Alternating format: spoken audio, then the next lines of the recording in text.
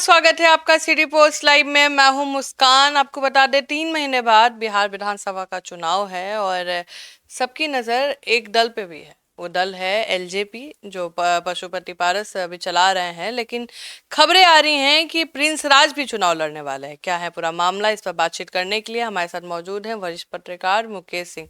Sir, क्या होगा अब? देखिए मुस्कान, समय बहुत कम है और 3 महीने में जो है चुनाव को होना है। थोड़ा सा उतार चढ़ाव हो सकता है तिथियों में। और पशुपति कुमार पारस का जो है पत्ता अभी नहीं खुल रहा है और महागठबंधन के हिस्सा हैं। सीट कितनी मिलेंगी तो अभी तो किसी की सीटों की चर्चा नहीं हो रही है, लेकिन सबकी नज़र टिकी हुई है प्रिंस राज पर। प्रिंस राज युवा है, दिखते भी बढ़िया है, बोलते भी बढ़िया है। चिराग पासवान की जो है तस्वीर छवि उसमें मिल रही है हम लोगों को।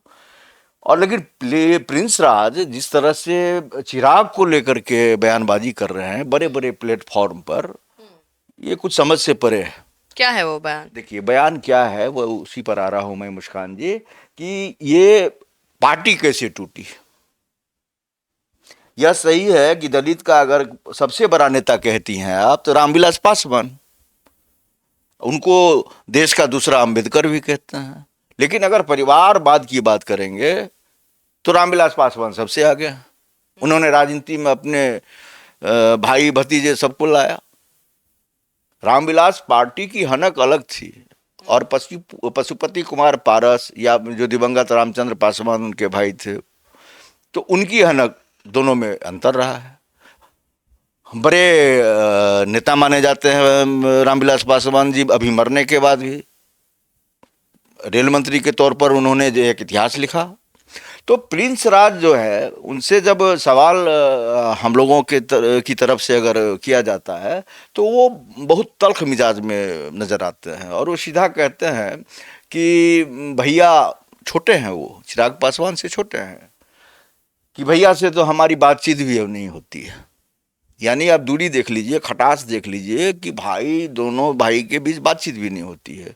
तो जब पत्रकारों ने भी पूछा ऐसे सवाल और हमने भी बात करी, हमसे भी जब बातचीत होती है तो ऑन रिकॉर्ड और ऑफ रिकॉर्ड, तो ऑफ रिकॉर्ड भी बहुत सारे बातें होती हैं। तो उन्होंने कहा कि जिस समय में पार्टी अलग हो रही थी, बहुत बड़ी कहानी है, उस समय राष्ट्रीय जो है अध्यक्ष की बात हो रही थी, उसके लिए चुनाव होना था। चुनाव हुआ भी, लेकिन उस चुनाव में जो है चिराग पासवान नहीं गए। तो वहीं से जो है टूट शुरू हुई। टूटने के बाद भी मान मनोबल का दौर चला, मनाने का बहुत प्रयास किया गया। चिराग पासवान कहते हैं कि उन्होंने बहुत प्रयास किए और प्रिंस राज कह रहे हैं कि हम लोगों ने बहुत प्रयास किए। अब दोनों तरफ से कितने प्रयास हुए ये तो वो उन दोनों परिवार की बात है, हम लोगों को समझ भी नहीं आएगी बात। लेकिन प्रयास हुए भी या नहीं, ये भी दिलचस्प बात है। लेकिन अब पार्टी तो टूट गई, रिश्ते भी टूट गए। अब कह रहे हैं कि हम लोगों के रिश्ते में बहुत खटास नहीं थी, लेकिन भैया ने जब माँ पर मुकदमा कर दिया, हमको भी मुकदमे में मैंने जो है धकेल दिया, तो उसके बाद हमारा रिश्ता उनसे जो है खराब हुआ और हमारी बातचीत भी नहीं हो रही है। तो मुस्कान, रिश्ता अपनी जगह है, पारिवारिक रिश्ता और फिर सामाजिक रिश्ता और उसके बाद राजनीतिक बातें, सब कुछ अलग अलग हैं।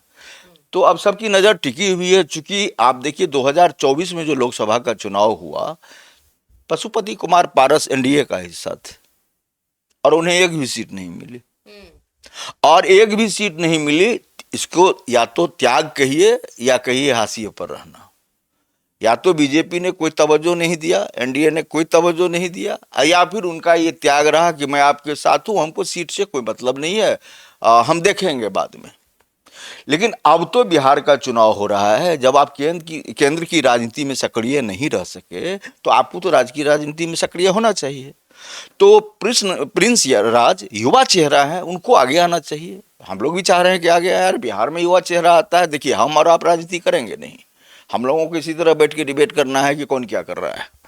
तो जो प्रिंस राज है, अब वे कह रहे हैं कि चिराग पासवान की नीति बहुत गंदी है। क्यों? वही तो कह रहा हूँ कि नीति गंदी है। अब क्यों, ये हम दर्शकों को भी बता रहे हैं। वो कह रहे हैं कि एक समय में नीतीश कुमार पर बहुत हमलावर थे, कह रहे थे 7 निश्चय योजना में लूट ही लूट है। तो लेकिन राजनीति में तो ये तो चलते रहता है। चलते नहीं, बहुत बड़े बड़े आरोप लगाए थे चिराग पासवान ने नल जल योजना को लेकर के। और यही नहीं मुस्कान जी, चिराग पासवान ने तो यहाँ तक कह दिया था कि मैं नीतीश कुमार को जेल भेजूंगा। और इतना ज्यादा मतलब सब कुछ हो जाना, इतनी खटास जो है रिश्ते में आ जाना, और राजनीति में आप इतने हमलावर होकर के नीतीश कुमार को टारगेट कर रहे हैं, जिस नीतीश कुमार को लोग बिहार का विश्वकर्मा कहते हैं, और अभी भी एनडीए के मुख्यमंत्री के चेहरे के तौर पर उन्हीं को देखा जा रहा है, उन्हीं के नाम पर चुनाव होगा। तो अब चिराग पासवान, एक तो चिराग पासवान क्या क्या करेंगे ये समझ में नहीं आ रहा है, और अब प्रिंस राज और पशुपति पारस क्या करेंगे, अब ये भी एक विषय जो है गंभीर है। तो अगर लोकसभा का चुनाव नहीं लड़ा था पिछली बार, तो इस बार तो दनादन जो है इन लोगों को भी सीट शेयरिंग में अपनी बातें रखनी चाहिए कि हमको भी 10 सीट चाहिए, 20 सीट चाहिए। कहीं से कोई शोर, कहीं से कोई हलचल तक नहीं नजर आ रही है। और चिराग पासवान अभी कोई बयान, दो भाइयों के बीच या चाचा के बीच कोई बातचीत होती ही नहीं, चिराग पासवान की तरफ से कोई ऐसा बयान नहीं आ रहा है। लेकिन प्रिंस राज काफी मैंने जो है तल्ख है। चुनाव लड़ेंगे क्या सर? देखिए, चुनाव नहीं, पहले इसको समझिए, चुनाव लड़ना तो टिकट मिलेगा तब न लड़ेंगे।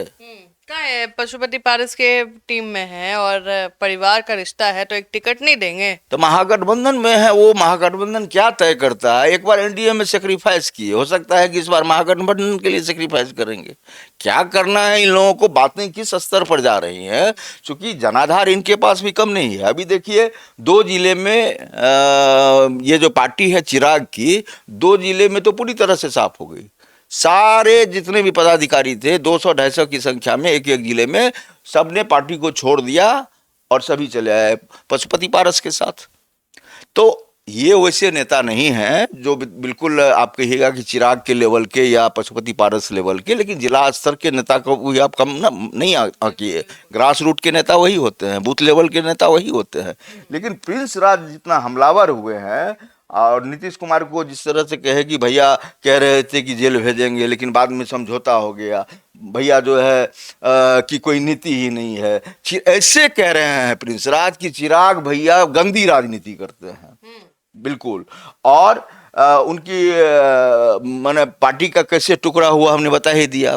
कोशिशें उस समय में बहुत हुई, और ये देखिए उपचुनाव में की भी स्थिति आप देख लीजिए। उपचुनाव में था, उस समय में जो पार्टी टूटी, उस समय में पशुपति पारस ने कहा कि हम लोग उपचुनाव में नहीं जाएंगे, बिहार विधान सभा उपचुनाव जो था उसमें। लेकिन चिराग अड़ गए कि नहीं, मैं उम्मीदवार खड़ा करूंगा। तो खटास के कई कारण थे, लेकिन पारिवारिक ज्यादा कारण थे, राजनीतिक कारण बहुत कम थे। देखिए राजनीति में आने के बाद बाप बेटी, भतीजा बेटा, ये सब जितना भी होता है ना, उसमें होता क्या है कि महत्वाकांक्षा होने लग जाती है। बेटी को होता है कि मैं अपने पिता से आगे चली जाऊं, बेटा को होता है पिता को हम दबा दें, और इस तरह की मानसिकता होती है जो कि नहीं होनी चाहिए, लेकिन घर में भी फूट होने लगती है। तो ये तो चचेरे भाई का रिश्ता है। तो चिराग पासवान को पूरी तरह से टारगेट पर ले लिया है प्रिंस राज ने, और चुनाव लड़ने की मंशा तो भीतर से जरूर है। जब आप सांसद पहले थे, उसके बाद आप अभी पूर्व सांसद में तब्दील हैं, आपने चुनाव में हिस्सा भी नहीं लिया 2024 में, तो अब आप राजनीति तो छोड़ नहीं रहे हैं। आपके लिए अब तो राजनीति आपकी व्यवस्था नहीं है, आपकी जरूरत भी है। आप कहते हैं कि हमको राजनीति में रहना है और लंबी पारी खेलनी है। तो लंबी पारी आपको अगर खेलनी है मुस्कान जी, तो आपको राजनीतिक पत्ते समय पर खोलने चाहिए। आप अगर देर करेंगे तो देर हो जाएगी। इसीलिए प्रिंस राज बयानबाजी तो बहुत कर रहे हैं, लेकिन ये बयानबाजी जो है सिर्फ चिराग को लेकर है। एनडीए पर ज्यादा हमलावर होते तो अच्छा लगता। सरकार जो जिसकी है, देखिए विरोधी की जरूरत होती है। जब तक बेहतर विरोधी नहीं होगा तो सरकार बेहतर काम तरीके से अगर नहीं कर रही है तो जवाब तलब कौन करेगा? उसके बाद मीडिया हम लोग हैं। लेकिन विरोधी दल का मजबूत होना बहुत जरूरी है। एक मजबूत विपक्ष देश की राजनीति में और राज्य की राजनीति में भी बहुत आवश्यक है। तो प्रिंस राज को अब पत्ता खोलना चाहिए कि वे विधानसभा चुनाव लड़ेंगे कि नहीं। लेकिन हमारे पास जो सूत्रों से जानकारी आ रही है, प्रिंस राज ने मन बना लिया है चुनाव लड़ने का, और वे चुनाव लड़ेंगे। हमें लगता है कि पशुपति पारस के बेटे भी जो है मैदान में आ गए हैं। हाँ, तो वो भी अब जो है चुनाव मैदान में खुद को जो है झोंकने की पूरी मतलब जो है मंशा जाहिर कर रहे हैं, और विभिन्न जगह अब सभाएं भी कर रहे हैं। पहले वे घर से नहीं निकल रहे थे, अब ये मंचों को साझा कर रहे हैं। तो प्रिंस राज के अलावा और भी पार्टी के कई कद्दावर नेता हैं, जिन्हें केंद्र की राजनीति में जगह नहीं मिली, तो वे बिहार की राजनीति में जगह चाह रहे हैं। तो कैसे जगह मिलेगी? विधानसभा का चुनाव लड़ेंगे तब मिलेगी। तो विधानसभा के चुनाव में आपको सीट मिलेगी तब ना आप चुनाव लड़ेंगे।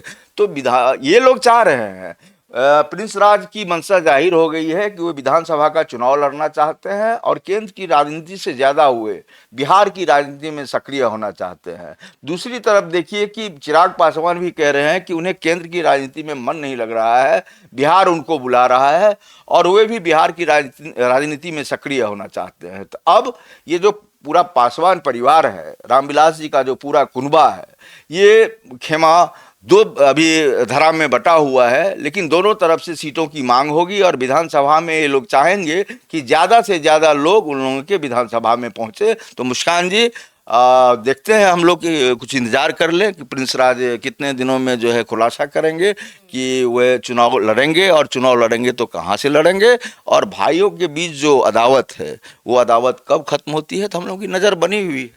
तो आप सुन रहे थे पूरे डिबेट को, और ऐसे ही डिबेट के लिए सुनते रहे सिटी पोस्ट लाइव। तब तक के लिए धन्यवाद।